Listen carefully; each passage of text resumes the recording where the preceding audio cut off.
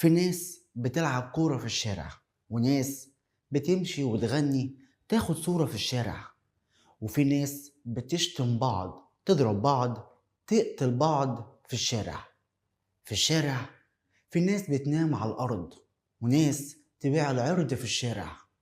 وفي الشارع أخطاء كتير صبحت صحيحة، بداية غريبة بكلام واقعي بيحصل وبنشوفه كل يوم.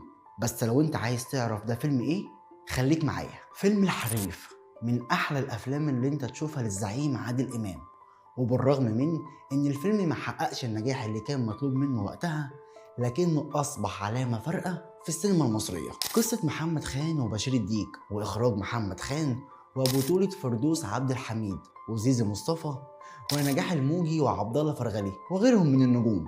عايز اقول لك بقى ان في البدايه اللي كان هيعمل الفيلم كان احمد زكي، وسجل مقدمه الفيلم اللي قلت لك عليها، والدنيا لغايه هنا ماشيه كويس وربنا يبعد عننا المشاكل. لكن يختلف مع محمد خان على قصه الشعر اللي كانت مطلوبه منه وقتها، فينسحب احمد زكي من الفيلم، لكن يبقى صوته شارك فيه، والدور اتسند للزعيم. ودلوقتي تعالى اقول لك بقى على البطل الحقيقي للفيلم، سعيد الحافي.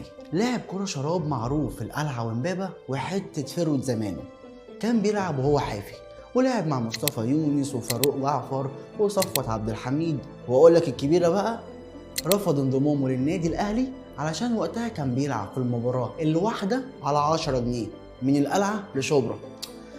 ما حسبهاش كويس سعيد الحافي، وعلشان عادل امام يكون نسخة من سعيد الحافي استعانوا بحنفي القهوجي من حي القلعة علشان يدربوه على كرة الشراب. وقصة الفيلم فيها اندماج بين حقيقة البطل وحقيقة الشارع المصري.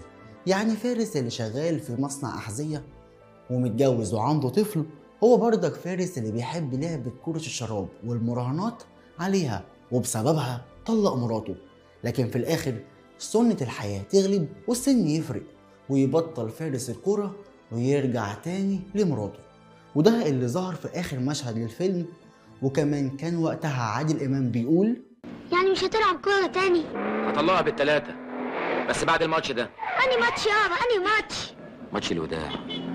محمد خان عمل لوحات فنية في الفيلم ده، ومع اختيار مزيكا لهاني شنودة، حاجة كده من الآخر. تعال أقول لك مثلا على مشهد الناس وهي مستنية الحريف وملهوفة على المباراة، والباقيين بيتخانقوا على المراهنات والمكسب، بينقل لك الواقع اللي كان حاصل وقتها بالظبط. ولا مشهد عادل إمام ونجاح الموجي وهم بيزقوا العربية في حركة جدعنة، وبعد كده وقفت عادل إمام مع نجاح الموجي بكادر واسع ومزيكا لايقة على الحالة العامة.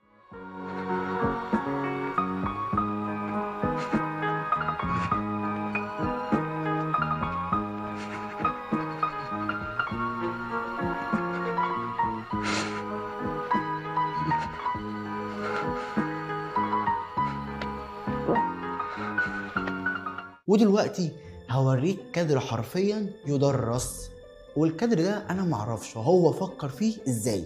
جايبهم وهما بيتكلموا وصوتهم واضح والعربية ماشية، وعادل امام شايفهم في المراية كأنك انت اللي باصص عليهم مش هو. وده أول ماتش ليك مع رزق. اه.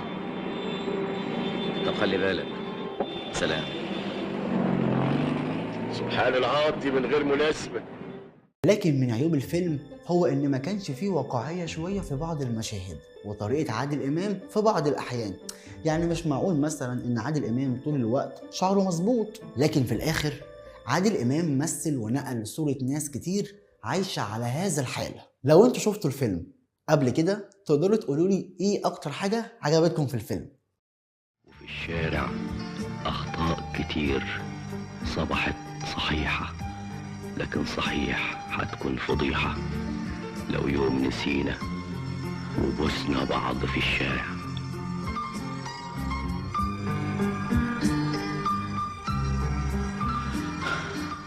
خلاص يا بابا، زمن اللعب راح.